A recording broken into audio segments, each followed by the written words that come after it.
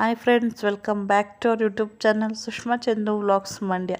ಎಲ್ಲರೂ ಹೇಗಿದ್ದೀರಾ? ಎಲ್ಲರೂ ಚೆನ್ನಾಗಿದ್ದೀರಾ ಅಂತ ಭಾವಿಸ್ತಾ ಈ ಒಂದು ವ್ಲಾಗ್ನ ಶುರು ಮಾಡ್ತಿದ್ದೀನಿ. ಸೊ ಈ ವ್ಲಾಗ್ಸ್ ಶುರುನಲ್ಲೇ ಎಲ್ಲಿ ಹೋಗ್ತಿದ್ದೀವಪ್ಪ ಅಂದರೆ, ನಾವು ಬ್ಯಾಂಗ್ಳೂರು ನಮ್ಮ ದೊಡ್ಡಮ್ಮವ್ರ ಮನೆಗೆ ಹೋಗ್ತಿರುವಂಥ ವ್ಲಾಗ್.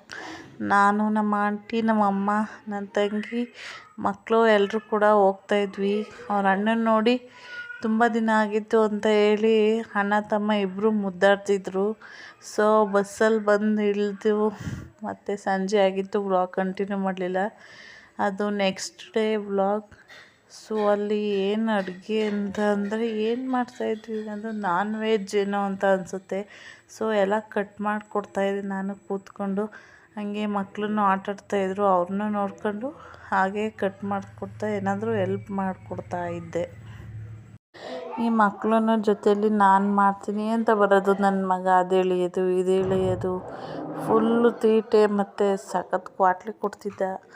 ಅವನನ್ನು ಆ ಕಡೆ ಈ ಕಡೆ ಕಳಿಸಿ ಮಾಡಿ ಅದು ಇದು ಅಂತ ಹೇಳಿ ಹಂಗೆ ಕಟ್ ಮಾಡ್ತಾಯಿದ್ದೆ. ಹಾಗೆ ನಮ್ಮ ದೊಡ್ಡಮ್ಮ ಎಲ್ಲ ರುಬ್ಕೊಡ್ತಿದ್ರು.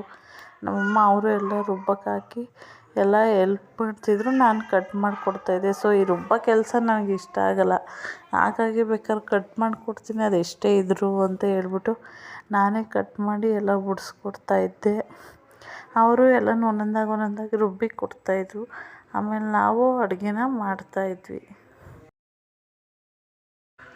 ನಮ್ಮಮ್ಮ ಅಂದರೆ ನಮ್ಮ ದೊಡ್ಡಮ್ಮವ್ರ ಮನೆಗೆ ನಾವು ಬಂದಿರೋದು. ಸೊ ಅವ್ರಿಗೆ ಬೆಂಗಳೂರಲ್ಲಿರೋದು, ಹಾಗಾಗಿ ಬಂದಿದ್ವಿ. ಮಟನ್ ತಂದಿದ್ರು, ಚಿಕನ್ನು ಮತ್ತು ಮಟನ್ ತಂದಿದ್ರು. ಸೊ ಇಲ್ಲಿ ನಮ್ಮ ಅತ್ತಿಗೆ ಎಲ್ಲ ಕಟ್ ಮಾಡಿ ಇಡ್ತಾಯಿದ್ರು, ಅಮ್ಮ ರುಬ್ಬಿಟ್ಟಿದ್ರು.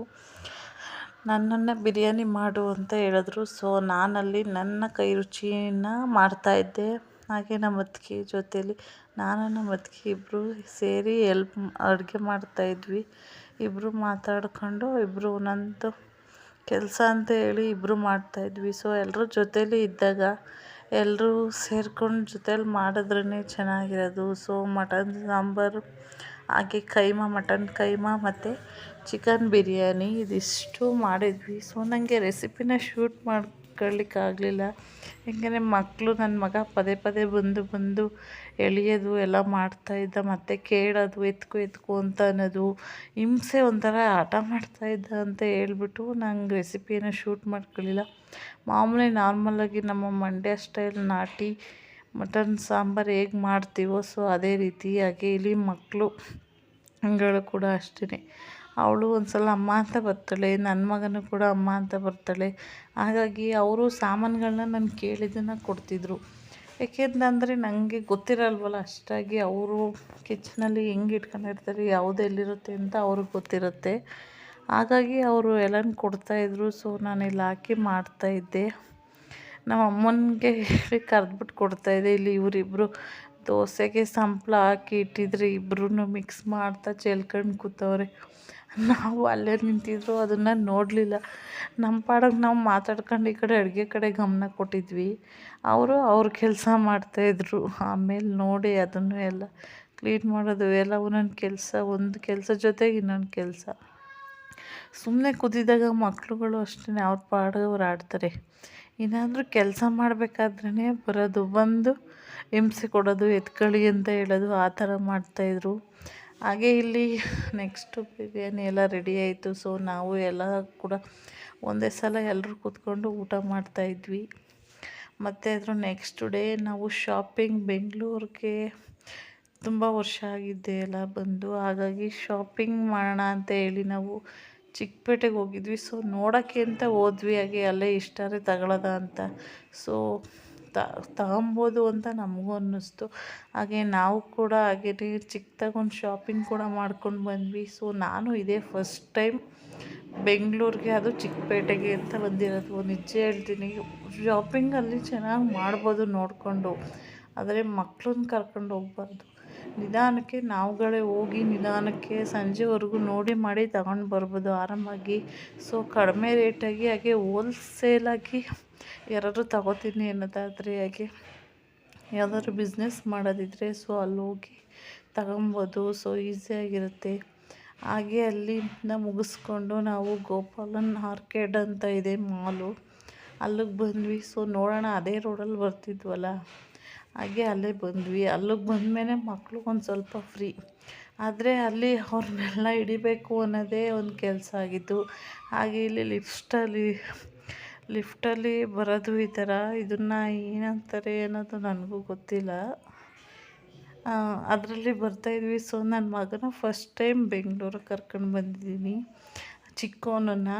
ಹಾಗೆ ಮಾಲ್ಗೆ ಪಾಪ ಅವನು ಫಸ್ಟ್ ಟೈಮ್ ಅವನು ನಿಂತ್ಕೊಂಡು ಇದೇನು ಹಿಂಗೋಯ್ತೈತೆ ಅಂತ ಅದನ್ನೇ ನೋಡ್ತಾ ನಿಂತಿದ್ದ 1-2 ನಿಮಿಷ. ಅದನ್ನು ನೋಡ್ಕೊಂಡು ಫುಲ್ ಮಕ್ಕಳನ್ನ ಒಬ್ಬರು ಹಿಡಿಯೋದ್ರೆ ಇನ್ನೊಬ್ರು ಹಿಡಿಯೋದು. ಹಾಗೆ ಕೈ ಹಿಡ್ಕೊಳ್ಳಬಾರ್ದು, ಅವ್ರನ್ನ ಕೈ ಹಿಡ್ಕೊಂಡ್ರೂ ಅಳ್ತಾರೆ. ಇಲ್ಲಿ ನೋಡ್ಬೋದು ಓಡೋಯ್ತವ್ರೆ ಇಬ್ಬರೂ.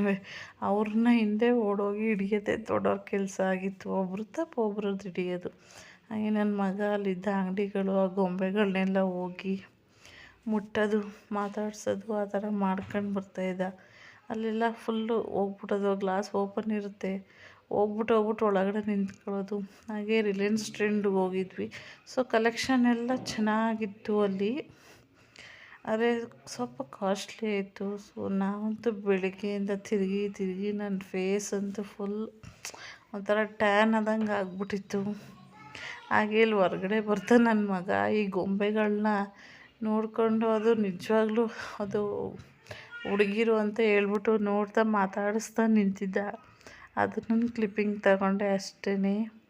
ಹಾಗೆ ಮತ್ತೆ ಅಲ್ಲೇ ಈಗ ಒಂದು ಸ್ಟೇಷನರಿದು ಶಾಪ್ ಐತೆ, ಅಲ್ಲಿ ಹೋದ್ವಿ. ಅಲ್ಲಿ ಈ ವೀಡಿಯೋಸ್ನೆಲ್ಲ ನನ್ನ ಮಗ ಮಾಡಿಕೊಟ್ಟಿದ್ದ. ಅಲ್ಲಿ ಅವನು ಮಾಡಿಟ್ಟಿದ್ದು ವೀಡಿಯೋಸ್ನ, ಹಾಗಾಗಿ ಶೇಕ್ ಮಾಡಿಬಿಟ್ಟಿದ್ದಾನೆ ಸ್ವಲ್ಪ ಅಷ್ಟೇ. ಹಾಗೆ ಇಲ್ಲಿ ಒಂದು ಮಂಕಿದು ಅಲ್ಲಿ ಗೊಂಬೆ ಥರ ಇತ್ತು. ಸೊ ಅದರಲ್ಲಿ ಅಕ್ಕ ತಂಗಿರೋ ಹಾಗೆ ನಾವುಗಳು ಕೂಡ ಅಲ್ಲಿ ಫೋಟೋಶೂಟ್ನ ಮಾಡಿದ್ವಿ. ಸೊ ಮಕ್ಕಳನ್ನ ಕರ್ಕೊಂಡು ಹೋಗಿದ್ವಲ್ಲ, ಅದೇ ಸ್ವಲ್ಪ ಸ್ಟ್ರೈನ್ ಆದಂಗೆ ಆಗಿದ್ದು. ಸೊ ಅಲ್ಲಿ ಮಾಲಲ್ಲಿ ನಾವು ಕೂಡ 1-2 ಕೆಲವು ಫೋಟೋಗಳನ್ನ ತೆಕ್ಕೊಂಡು ಬಂದ್ವಿ. ಹಾಗೆ ಮತ್ತೆ ನೆಕ್ಸ್ಟ್ ಅದರ ಮಾರನೆಗೆ ನಮ್ಮ ಮಾವನ ಮನೆ ಬೆಂಗಳೂರಿನಲ್ಲಿದೆ, ಅಲ್ಲಿಗೂ ಕೂಡ ಹೋಗಬೇಕು. ಸೊ ಆದರೆ ಅಲ್ಲೂ ಕೂಡ ಒಂದೊಂದು ಕ್ಲಿಪ್ಪಿಂಗ್ ತಗೊಂಡು ಬರ್ತೀನಿ. ಹಾಗೆ ನನ್ನ ಇವತ್ತಿನ ವ್ಲಾಗ್ ನಿಮಗೆಲ್ಲ ಇಷ್ಟ ಆಗಿರುತ್ತೆ ಅಂತ ಭಾವಿಸ್ತಾ ಮತ್ತೆ ಸಿಗ್ತೀನಿ ಅಂತ ಹೇಳ್ತೀನಿ.